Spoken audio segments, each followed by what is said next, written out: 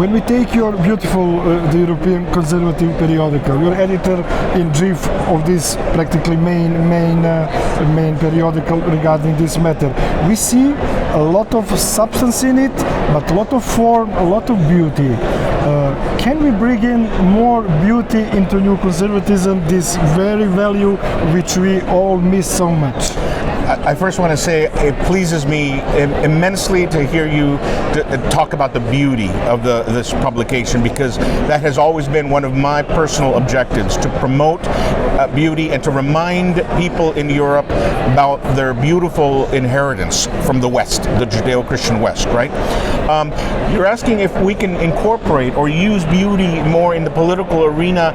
I think it's absolutely necessary. I think it's what makes people, whether they're technocratic kind of operatives or straight politicians, more human. In other words, I think if we all remember beauty, and with beauty, along with that, the humanities, literature and poetry, if we can remember those elements of our lives, it will make us more fully human. So we're not just political animals, we're not just economists, we are more fully human, if that makes any sense. That's why I think beauty and everything that is associated with beauty is important to the broader political project of restoring and revitalizing the West.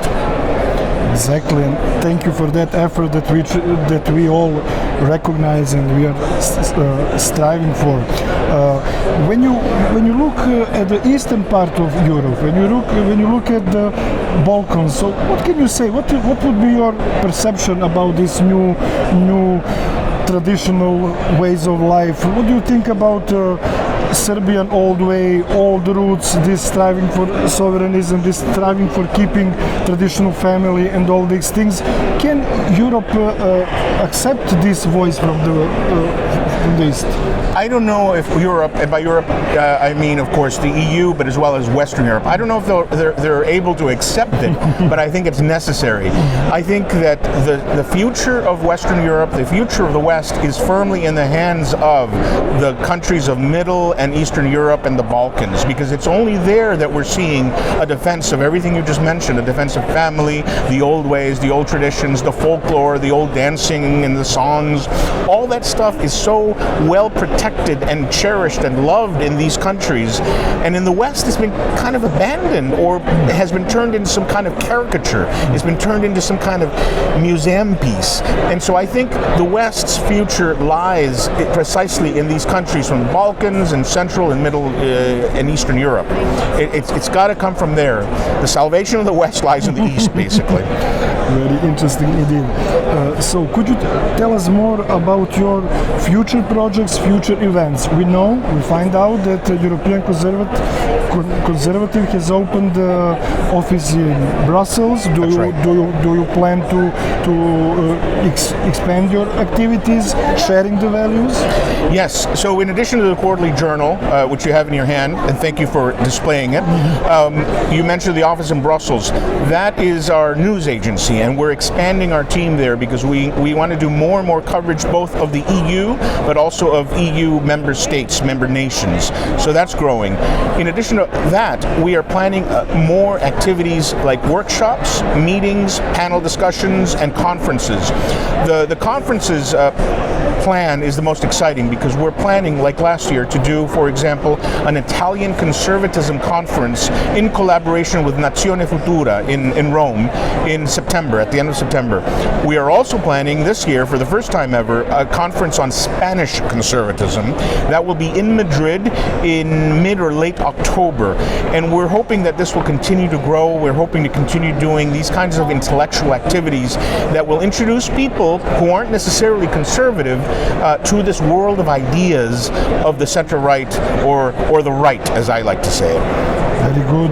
When you mentioned Italian conservatism, of course we are all aware of the new conservative government, but I'm interested to know what is happening in cultural field, what is happening in academia, what is happening in this broad intellectual field networking dealing the conservatism, or are there any new conservative ideas, and what is the reflection to the tradition of Italian conservatism? You're speaking specifically about Italy, right?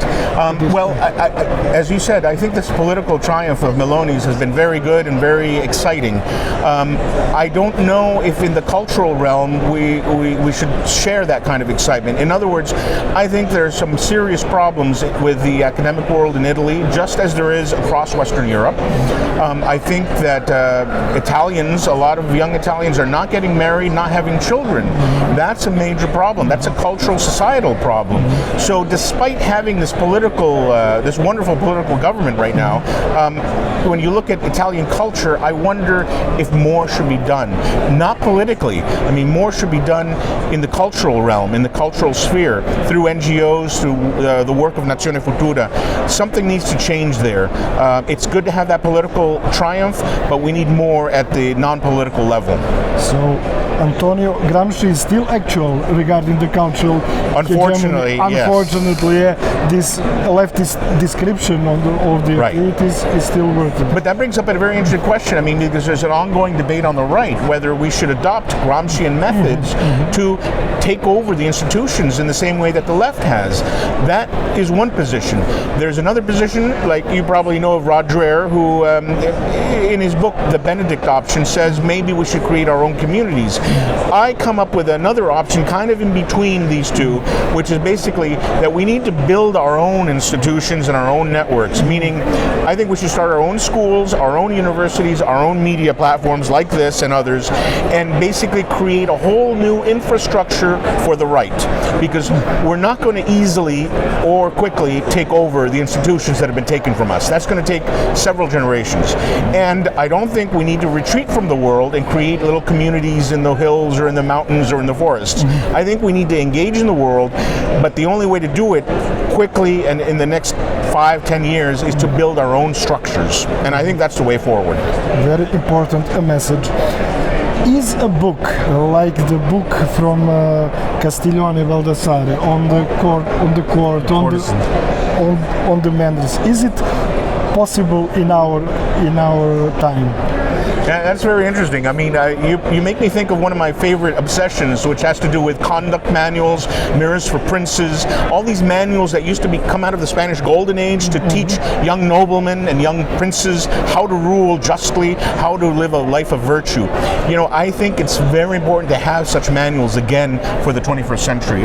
It's one of the things I would love to see, a series of manuals to teach people not just how to behave politely or how to behave nobly towards others, charitably, with generosity, but I think there's also a need, believe it or not, to teach people simple things of how to hold a fork and knife, how to sit at a dinner table, how to treat a woman, how to treat your elders, how to treat your grandparents. All this stuff has been lost, and you see it all around you. If you go to an urban environment here in Europe or in the Americas and just watch people, you see that there is a kind of barbarism that has crept into the behavior of people, or the way they treat servants and waiters. You know, they treat them badly, and I think all that has to do with an inability or an ignorance of what it means to be a civilized human being. And the European conservative was born of this idea of civilization versus barbarism. Unfortunately, I think we're living in a barbaric or neo-barbaric age, and we all need to do our part to push back against it. Thank you so much. We were exactly evoked by your work to this book, and you are practically the man who practically does all these virtues that we are talking about. You're too kind. This is why you are our precious guest. Thank you so much.